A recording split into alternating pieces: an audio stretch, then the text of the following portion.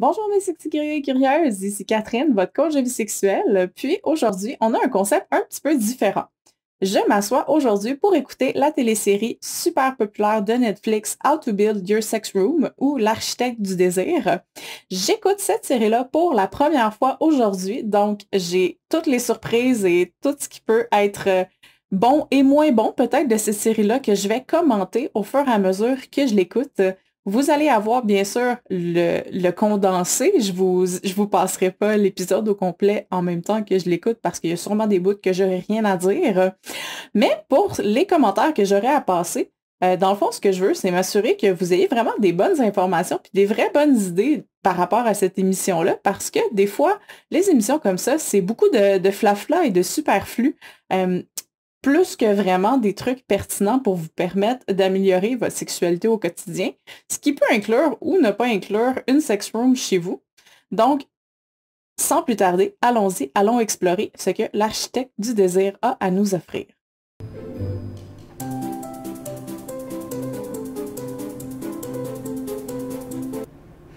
Ok, déjà en partant, ça part un petit peu drôle. Je suis pas trop sûre de commencer vraiment une télésérie sur les sex rooms, puis la transformation architecturale d'une maison pour y inclure des donjons BDSM, mais je sens qu'on est un petit peu plus sur le côté Mary Poppins magique, avec la petite musique toute cute, puis un peu féerique, fait que j'ai hâte de voir si vraiment ça va être à la hauteur des attentes des gens qui m'en ont parlé, qui m'ont dit que c'était une bonne télésérie avec des trucs pertinents.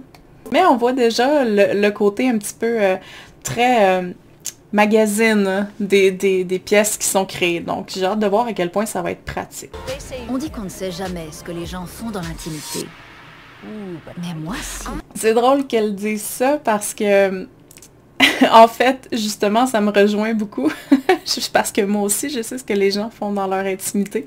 Fait que c'est quand même assez intéressant. Sex room, ils se focalisent sur le mot sexe. Ils imaginent une pièce sordide et répugnante. C'est vrai que une sex room, parce que j'ai aussi écrit un article il y a 1 an et demi à peu près sur ce sujet-là, comment créer son temple du sexe. Et c'est vrai que votre chambre à coucher, pour se transformer en un espace plus sensuel, plus érotique, plus invitant justement, n'a pas besoin nécessairement d'être transformé de A à Z. Ça peut être parfois juste une question de couleur. Moi, je fonctionne beaucoup par les sens, fait que j'ai hâte de voir si c'est par là qu'elle aussi elle va passer. Mais c'est pour encourager, moi, je trouve le plus l'éveil des sens.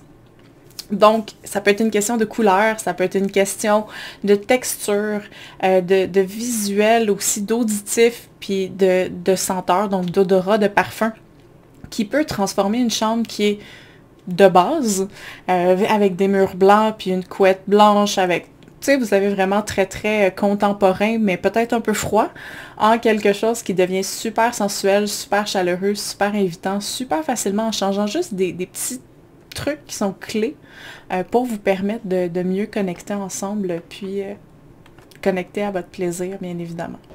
C'est vraiment étroit. Ah oui, c'est une buanderie. Oui. C'est en dessous, en fait. Non. J'y crois pas, l'escalier est très raide. Putain, c'est une blague. Ok, on va se le dire. Créer un espace sexy, vous allez avoir beaucoup plus de chances de vous en servir souvent, puis d'avoir envie d'y aller s'il est facile d'accès. On peut même y penser encore plus facilement quand on pense à des sextoys. Il y a beaucoup de gens qui me disent « Je sais pas où mettre mes sextoys parce que, bon, ils ont des enfants, ils ont des animaux, c'est pas toujours facile de les laisser nécessairement à vue. Comme par exemple moi au donjon, par exemple. Mais ça fait en sorte que souvent, ben, ils s'en servent pas. Ils s'en servent pas parce qu'ils sont trop loin, trop compliqués à aller chercher. Puis des fois, là, trop compliqué à aller chercher, c'est une valise en dessous du lit. Donc, imaginez si vous devez passer dans un passage secret où ça passe pas vraiment, descendre des escaliers super précaires, on va se le dire, pour descendre dans une trappe dans votre plancher.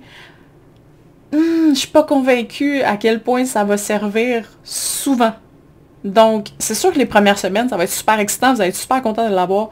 Ils vont sûrement être super contents de l'avoir, en fait.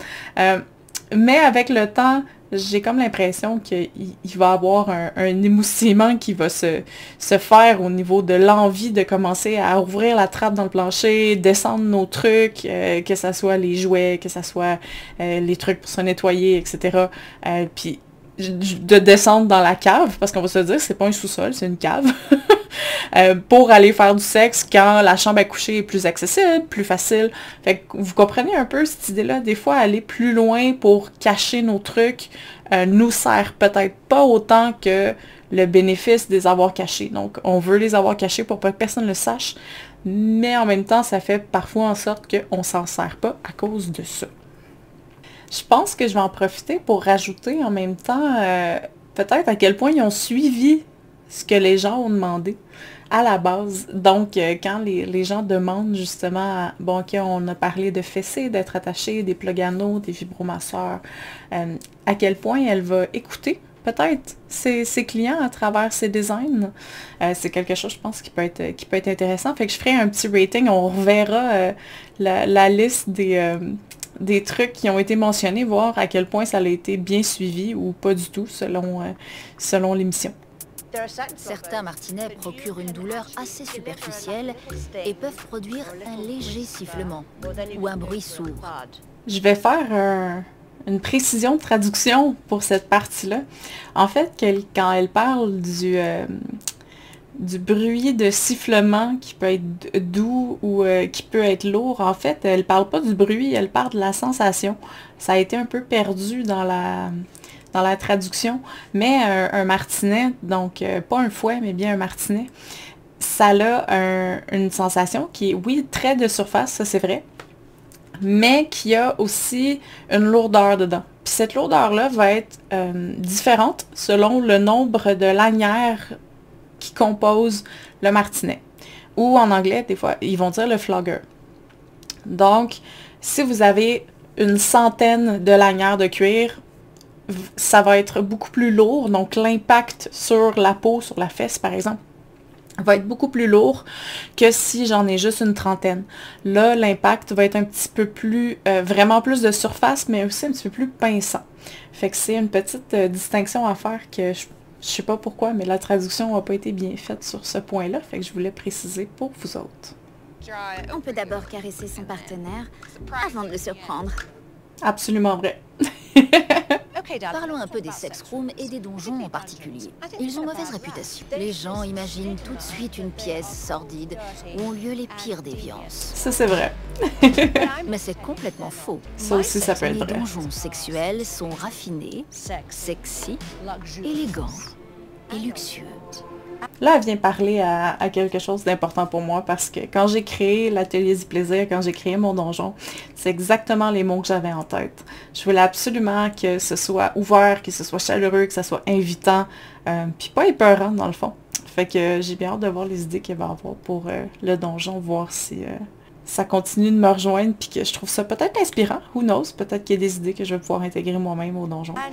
On peut faire toutes sortes de choses au lit, mais la logique n'y a pas sa place, ok? En fait, j'aime ça qui mentionne que la logique n'y a pas sa place parce qu'on vient de voir un couple qui est BDSM. C'est pas entièrement vrai. Il y a des trucs qui sont très érotiques pour certaines personnes qui sont peut-être pas érotiques pour d'autres. Mais ce que le BDSM offre, c'est l'utilisation d'une certaine logique, d'une certaine planification quand un des deux partenaires prend le rôle du dominant. Parce que dans le côté de domination, il y a un côté planification, savoir-faire, connaître des techniques, apprendre des techniques aussi, qui fait en sorte que oui, on doit utiliser sa logique pour créer une scène qui est fluide, pour créer une scène qui amène la personne soumise au bon endroit, donc où on veut qu'elle aille durant la scène. Donc, c'est pas nécessairement vrai que la logique n'a pas du tout sa place dans la chambre à coucher, ça dépend juste de comment on y arrive. Oh! C'est pas vrai. Ok, il y a quand même du travail à faire. Voilà notre espace. Attendez une seconde. Il faut que j'analyse. Donc, on n'est pas à un endroit où il y a une pièce à créer. La pièce existe déjà. C'est déjà une chambre à coucher pour ce couple-ci. Sauf que il y a encore beaucoup de travail à faire pour la rendre personnelle et sexy. Ne jugez pas trop vite. Surtout les meubles. C'est pas terminé. Notre chambre à coucher est un peu à l'image de notre relation de couple. On projette de travailler sur l'aspect romantique et intime de notre vie de couple, mais comme pour l'aménagement de la chambre, on remet toujours ça. Au début, il disait que justement, c'est des entrepreneurs, c'est des gens créatifs. Elle semble travailler deux jobs, lui possiblement 3 ou 4, si on peut définir ça comme ça. Donc, ça peut prendre énormément de place dans la vie de 2 personnes, dans une vie de couple, le travail. C'est super important de transformer justement votre chambre à coucher pour que ce soit un espace sans distraction. Ou du moins que les distractions qui s'y trouvent soient des distractions qui vous emmènent à vous rapprocher. Que ça soit vous rapprocher de manière intime, donc sans nécessairement que ce soit sexuel, ou bien évidemment de vous rapprocher de manière sexuelle. Ce que moi je conseille toujours, c'est d'essayer d'éviter le plus possible de rentrer des médias sur lesquels on a plusieurs applications, donc ordinateur portable, téléphone cellulaire, donc des choses qui permettent d'être connecté au travail trop facilement, que ce soit par des notifications ou ce genre de choses-là, tout ce qui peut nous distraire du temps passé dans la chambre avec notre partenaire, dans le fond. Quand on est locataire, on n'accroche rien au mur pour ne pas se mettre le proprio à dos. C'est le jour de notre mariage. Elle est magnifique. Ok, ça c'est un point super important. L'art sur les murs. C'est un de mes premiers trucs. Quand on veut se mettre dans une ambiance, bien évidemment, il faut s'entourer d'images qui sont inspirantes. Fait qu'elle a absolument raison. Ça, il faut que ça aille sur les murs tout de suite. Je souhaite vraiment voir comment elle va l'intégrer. Mais je vous parlais de couleurs tantôt. Ce n'est pas qu'une question de couleurs. Avoir des images inspirantes, que ça soit des tableaux qui nous inspirent la sensualité. Puis c'est pas obligé d'être des images graphiques non plus. Ça peut être tout simplement quelque chose qui dégage une énergie qui va nous mettre dans le bon mindset, la bonne énergie pour se rapprocher. Fait que s'il vous plaît, oui, absolument, mettez des tableaux au mur, mettez des trucs excitants dans votre visuel pour vous encourager à connecter un tout petit peu plus avec la sensualité au quotidien.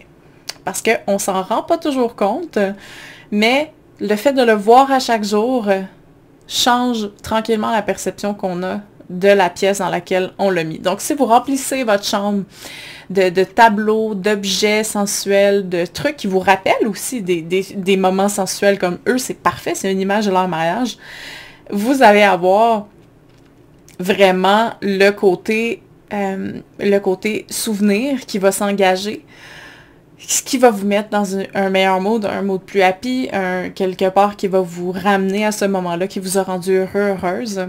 Fait que ça peut être des souvenirs de voyage, ça peut être des œuvres d'art que vous avez choisies ensemble. Donc c'est pas nécessairement obligé d'être aussi 2 personnes enlacées sur un tableau qu'on pense. Comme beaucoup d'hommes, il aime surtout les gadgets technologiques et le côté high-tech. De dire que c'est un truc d'homme de vouloir des speakers intégrés Bluetooth dans un espace, je me sens attaquée. Je me sens attaquée parce que c'est ce que moi j'ai fait au donjon. Je me suis arrangée pour tout connecter en home. Donc j'ai le contrôle avec mon cellulaire de l'entièreté des lumières, de la musique, tout en fait ce qui était mettable dans une application Bluetooth. Je l'ai fait. J'ai même des rideaux qui sont automatiques. Donc, c'est super important pour moi. Fait que je n'accepte pas de dire que c'est qu'un truc d'homme. Il y a beaucoup d'avantages à avoir des trucs Bluetooth, de tout avoir à portée de main quand c'est le temps de venir faire un moment sexy, parce que je pense qu'il n'y a rien de plus magique pour moi que de dire Google, start Dungeon Night, puis de voir tout s'installer pour moi sans que j'ai rien à faire, sans que j'ai rien à appuyer. Fait que, on that, moi je me mets du côté, de Ryan pour ça. Il y a de multiples façons de pimenter sa vie sexuelle. Attends une seconde. Faites pas votre mauviette. Mettez-y un peu de force. Oui, Ok. je l'ai senti. Pour ce dernier extrait-là, je suis un petit peu moins sûre dans la mesure où, en fait, c'est déjà des choses qui ils ont pas exprimé d'intérêt envers. Donc, on ne pousse pas à un couple que pour pimenter sa sexualité, suffit de s'attacher ou de se taper les fesses avec un flogger s'ils n'ont jamais entendu parler de ça, puis ils n'ont pas nécessairement démontré un intérêt avant, justement, envers des outils comme ça. J'aime les moments sensuels, que tout ce que je voudrais, c'est un bon morceau de R&B, des pétales de rose, des bougies et des huiles de massage. J'adore. On n'est pas dans la sexualité alternative, on est dans la sexualité de base. C'est pas une approche que j'encouragerais, tout simplement parce que ça ne passe pas que par ça. Quand on parle de sensation, elle était beaucoup plus on point avec sa plume qu'avec les menottes, le martinet. J'aime pas trop. J'ai du mal à faire confiance aux autres. Vous pouvez m'en parler? Aussi, il n'y a peut-être pas assez de considération qui est mise sur justement l'expérience passée des participants. Je veux dire, au niveau, pas au niveau de la confiance, mais vraiment au niveau de ce que les gens ont vécu va influencer comment ils sont aujourd'hui dans leur sexualité. Donc, ce qu'ils veulent vivre, ce qu'ils veulent pas vivre, ça peut rappeler justement, exactement comme il a dit, des mauvaises expériences, des mauvais souvenirs, des traumatismes. Donc, on peut pas pousser des idées comme ça un peu à la qui mieux mieux. C'est sûr que je trouve que c'est juste les deux premiers couples. Faut aussi garder en tête que c'est une émission de télévision, bien sûr, donc c'est un peu arrangé pour les vues, mais so far, cette interaction-là, je la trouve moins satisfaisante que la première. Donc, je trouve qu'elle est un petit peu moins à l'écoute. Comment ça? Elle nous en avait montré quelques-uns pour nous donner un avant-goût. Super. Vous voulez les voir à l'œuvre? On vous montre?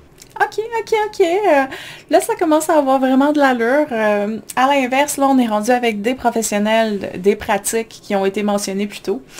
Donc, dans le cas présent, des kink coach, qui sont pas si loin de ce qu'un coach de vie sexuelle, aka moi-même, fait de ses journées. Donc, je suis vraiment contente de voir qu'ils ont été chercher vraiment des gens qui connaissent ça pour amener les clients un petit peu plus loin dans leur cheminement, dans leur réflexion par rapport à ces pensées-là. C'est quand même assez cool. J'ai hâte de voir comment ça va se passer. La plupart des gens associent immédiatement la flagellation à la douleur. Ça, c'est vrai. C'est vrai que les gens font ça. Les jeux d'impact ne sont pas forcément douloureux. Ça aussi, c'est vrai. Ça peut être également une pratique affectueuse, sensuelle, émoustillante et très érotique. Quand on apprend à flageller, il faut se limiter à certaines zones. L'épaule gauche, l'épaule droite et les fesses. Je vais quand même préciser un peu. C'est pas nécessairement que le haut des épaules et les fesses. Vous pouvez aussi faire les cuisses. Vous pouvez aussi faire les parties génitales, donc hommes et femmes. Vous pouvez faire les deux. Vous pouvez aussi faire la poitrine chez les femmes. Chez les hommes, c'est un petit peu plus difficile parce qu'on se rapproche du visage, mais c'est possible. Mais la poitrine chez les femmes est aussi très prisée dans le flogging, donc dans les jeux d'impact. Fait qu'il faut pas nécessairement se limiter, mais il y a des zones, oui, qui sont à éviter. Donc, bien évidemment, tout ce qui se rapproche de la tête, le cou, le long de la colonne vertébrale, tout ce qui passe des nerfs principaux. Bon, je ne rentrerai pas dans le full détail, mais on peut aller quand même un petit peu plus loin que juste les épaules et les fesses. Vous êtes d'accord? Oui, désolé. Je voulais m'en assurer. C'est gentil. J'ai pas été très claire. Merci. Ça, c'est magique. Consentement. Super move de la part du coach. Dans des sessions de coaching, en général, il vous arrivera jamais rien que vous voulez pas qu'il vous arrive.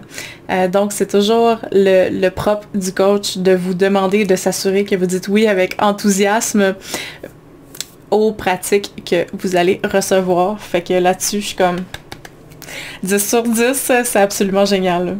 La vache, je sais pas trop. Celui-ci est plus doux. C'est vrai? Ouais. Plus un martinet est gros, et moins il est douloureux. Ok.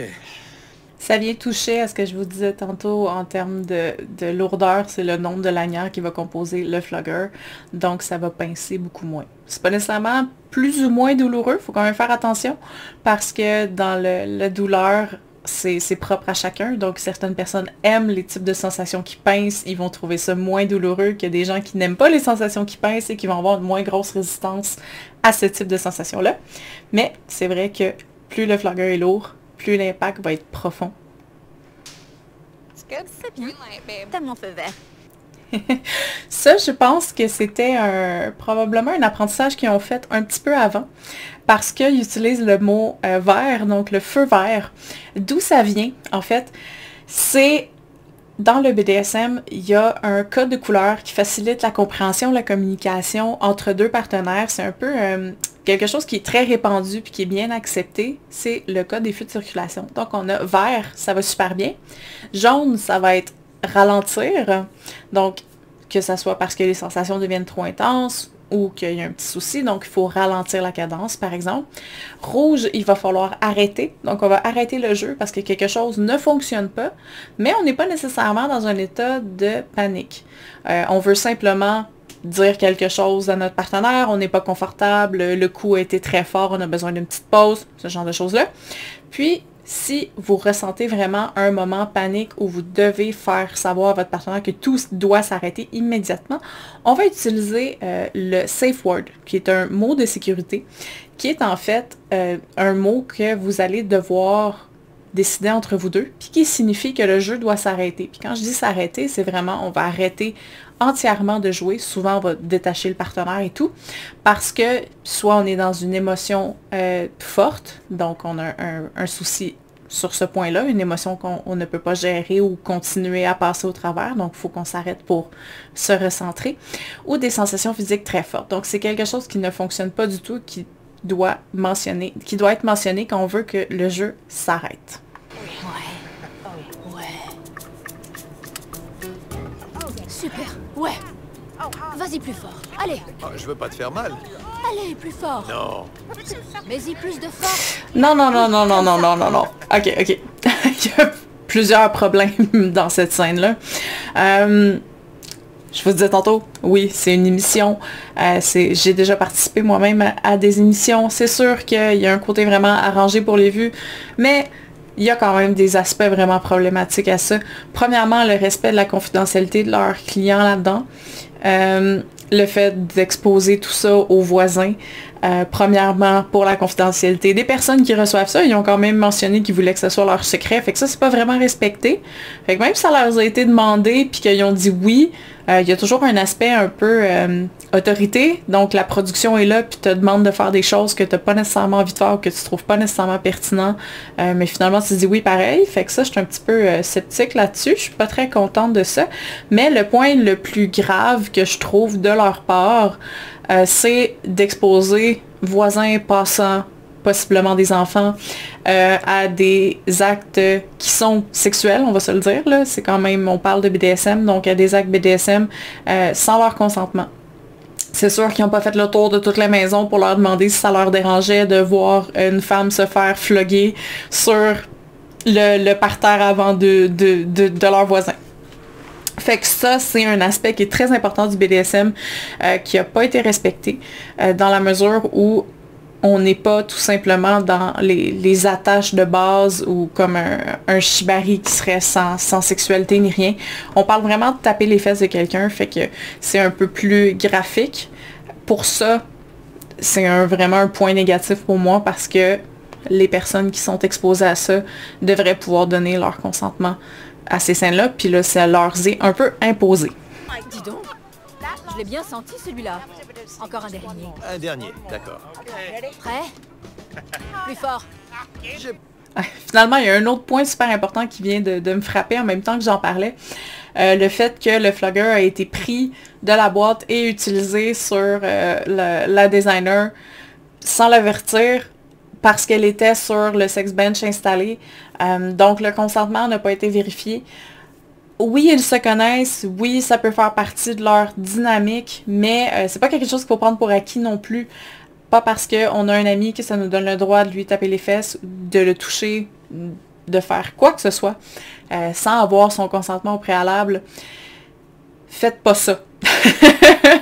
Si vous allez dans un sex shop ou dans un magasin BDSM comme le Priap à Montréal, disons, ne commencez pas à utiliser les jouets sur vos partenaires là-bas sans préavis, sans demander, puis aussi sans demander forcément aux gens de la boutique, par exemple.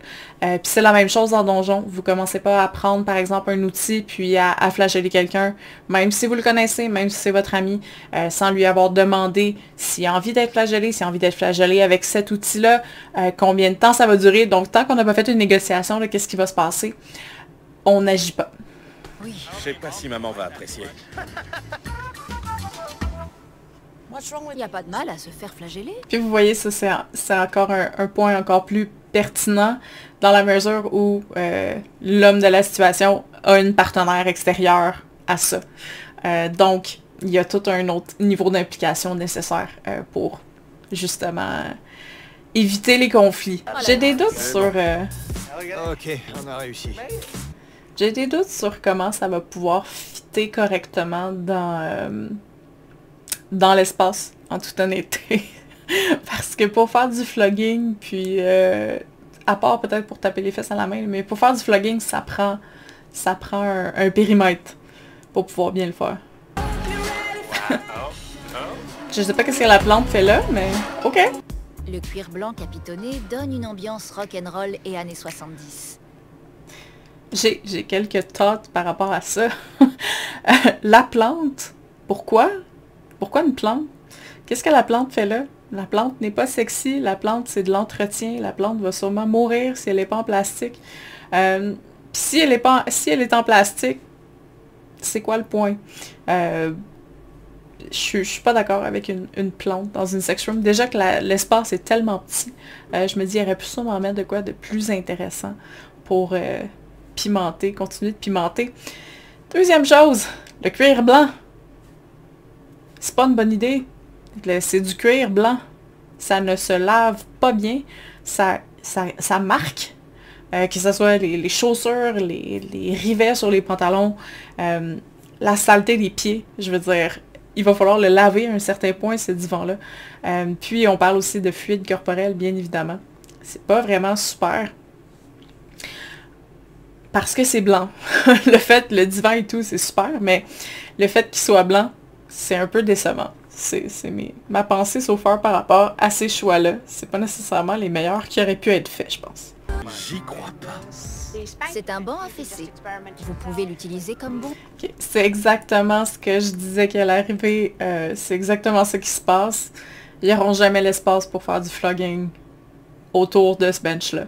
Peu importe comment tu le places, malheureusement, probablement aussi à cause de la hauteur de leur plafond, ils pourront jamais vraiment faire du flogging de manière efficace. Ils vont passer leur temps à accrocher les murs autour d'eux, ce qui va rendre la scène vraiment plate.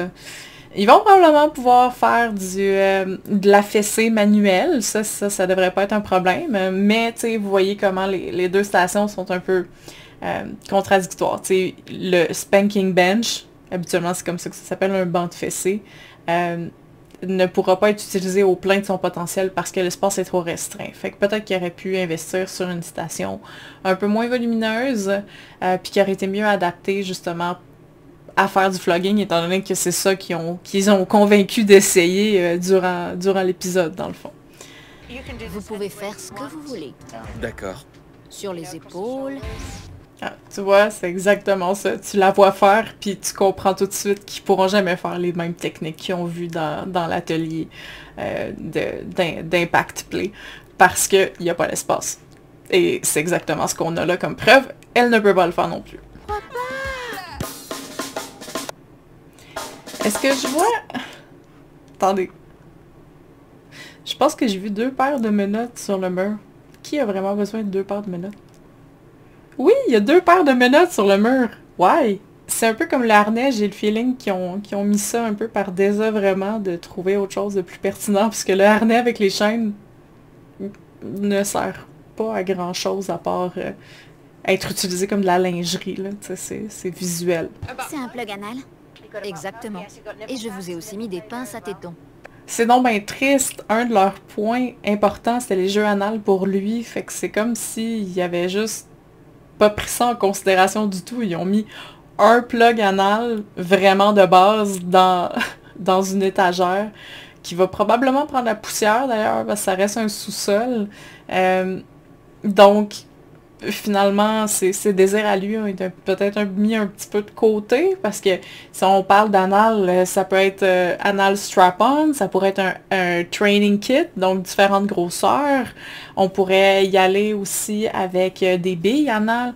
Tu sais, tout un éventail de jouets aurait pu être proposé. Des jouets pour la prostate, ça aurait été super pertinent, un vibrateur pour la prostate. Il aurait pu aller vraiment plus loin avec cette idée-là. Puis malheureusement, ils l'ont pas fait. Je trouve ça un petit peu dommage. Vous êtes la Mary Poppins des sex rooms. Ah! Je l'avais dit! Je l'avais dit qu'il y avait de la musique de Mary Poppins au début. Je savais que j'étais pas crazy. Fallait qu'ils le disent. C'était une chance de coïncidence, 1 sur 100 000, mais je savais que la musique avait quelque chose de Mary Poppins dedans. Ok, fait que pour cette première pièce-là, je suis pas 100% convaincue que les gens ont été 100% écoutés. Fait que c'est sûr que, tu sais, pour les besoins d'émission, ils ont donc l'air impressionnés. Puis c'est sûr que quand tu roules la porte pour la première fois, il y a toujours un côté wow, un effet wow qui se fait. Mais je pense que j'aurais aimé que les trucs aient été un peu mieux intégrés. Donc, démontrer une connaissance un peu plus avancée, quitte à demander l'aide des professionnels qui ont été invités sur le show. Au final, c'est un peu ça. Pour comprendre vraiment ce que ça prend dans un donjon pour avoir vraiment des pièces qui sont pratiques. Puis, c'est une erreur que j'ai faite moi aussi, moi-même, en faisant le design de mon donjon au début. Quand j'ai commencé, j'avais le visuel en tête, j'avais le wow factor. Je voulais que les gens rentrent, puis qu'il y ait un effet vraiment wow. Ok, tout est bien agencé, tout est bien placé. Je vous mets une photo d'ailleurs de ce que ça avait l'air au départ. Ça marchait, donc l'effet wow était là.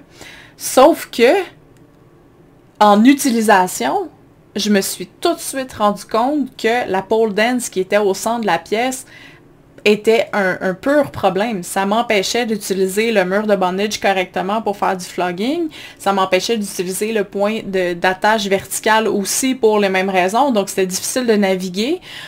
Donc, ça faisait des conflits. Il a fallu que je me débarrasse un peu de ce côté-là pour comprendre puis vraiment recréer un espace qui devient pratique. Je vous disais au début, si c'est pas pratique, vous allez arrêter de l'utiliser. C'est vrai. Pensez à tout ce que vous achetez, des fois des bébelles, des cossins, que vous pensiez finalement que ça changerait votre vie. Puis, à la longue, ben, parce qu'il n'est pas 100% pratique, finalement, vous vous en servez pas tant que ça.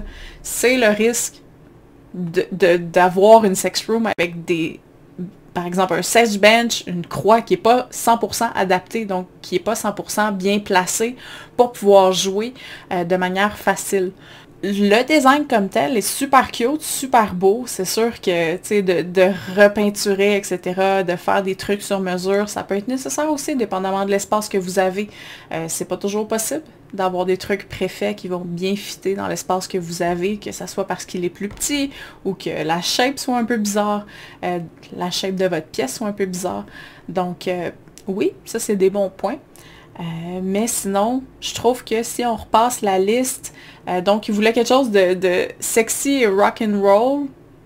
Probablement que ça a été discuté exactement qu'est-ce qu'il voulait, mais le cuir capitonné blanc avec 2-3 coussins dépareillés en cuir, puis d'autres en tissu brun, je trouvais qu'il y avait un mismatch là-dedans. La plante, je reviens avec la plante, je sais pas pourquoi il y a une plante, c'est pas rock'n'roll, c'est pas sexy, c'est une plante, elle apporte rien de spécial parce qu'elle a été rajoutée, donc c'est pas nécessairement eux qui aiment les plantes. S'il y avait eu des plantes partout dans l'appartement, j'aurais dit ok, c'est des tripeux de plantes, fait que let's go, on va mettre des plantes aussi dans l'espace sexy, dans l'espace donjon, mais ça semble pas être le cas, fait que pourquoi une plante, je sais pas trop. Puis, le choix des couleurs, il y a quand même une certaine limite de choix de couleurs que vous pouvez avoir dans les stations BDSM. mais il y a peut-être un manque d'agencement, tu sais, avec un côté qui est purement blanc, puis l'autre côté qui est comme mix, métal, stainless avec du rouge, mais aussi là, le bench est noir avec du rouge. Sur le mur, les accessoires, il y en avait des mauves, il y en avait des noirs, il y en avait des rouges, il y en avait des beiges, ben, les cordes étaient beiges. Fait que là, il y a comme un peu de mismatch là-dedans que je trouve qui était juste correct. Ça m'a pas impressionné au niveau du soin qui a été mis justement au matching. C'est sûr, comme je vous dis, il y a des choix limités de couleurs, sinon il faut commencer à penser à faire des stations BDSM sur mesure. Puis là, les coûts sont pas les mêmes, bien évidemment, mais la dame se pose quand même comme une designer d'espace de luxe. Donc, elle est où cette touche-là? Tu sais, la vraie touche de luxe qui permet de faire, ok, c'est quelque chose que tu ne verras jamais nulle part ailleurs. Je l'ai pas vu, à date. Maintenant, j'imagine qu'on va aller voir qu'est-ce qui se passe avec Raj et Ryan, qui est le deuxième couple. Je sais pas si on va avoir le temps de voir leurs pièces dans l'épisode, il reste vraiment pas beaucoup de temps, mais on verra. J'ai donc décidé de transformer leur chambre à coucher en une suite nuptiale, sensuelle et sexy. Les vacances à domicile. Les vacances à domicile. Ils auront tout le temps envie de s'envoyer en l'air. C'est exactement ça.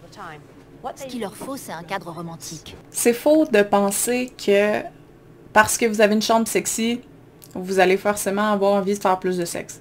Ça aide, mais il faut faire le choix conscient de consacrer notre énergie sexuelle à cette pièce-là aussi. Ça touche un peu ce que je vous disais un peu plus tôt.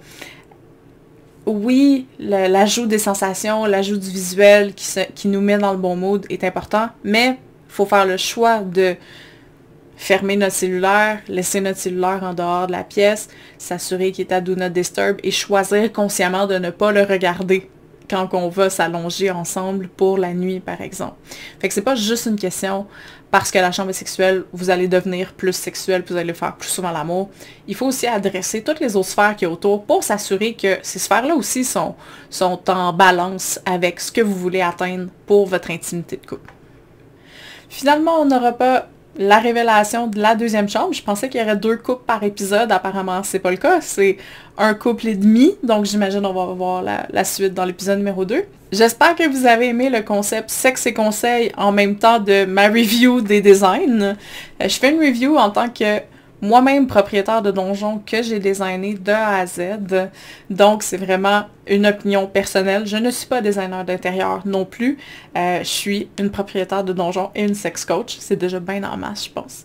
Mais je pense que si on me le proposait, je le ferais. Je le ferais. Designer des sex rooms pour les gens, c'est quelque chose qui me sonne comme super amusant.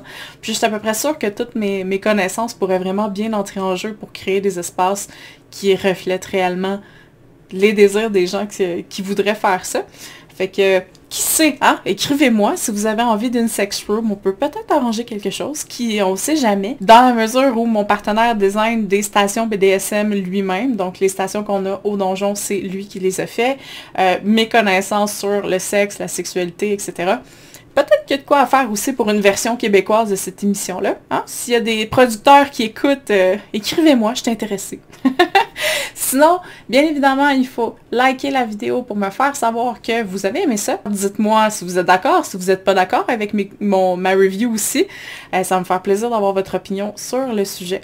N'oubliez pas de vous abonner à ma chaîne Les Clés du Plaisir pour savoir quand est-ce que je vais faire la review de l'épisode 2 de l'Architecte du Désir. Ça va probablement être dans le même concept, donc une review mélangée en même temps de conseils sur la sexualité, puis aussi le BDSM, bien évidemment, parce que ça semble quelque chose qui va revenir souvent dans l'émission.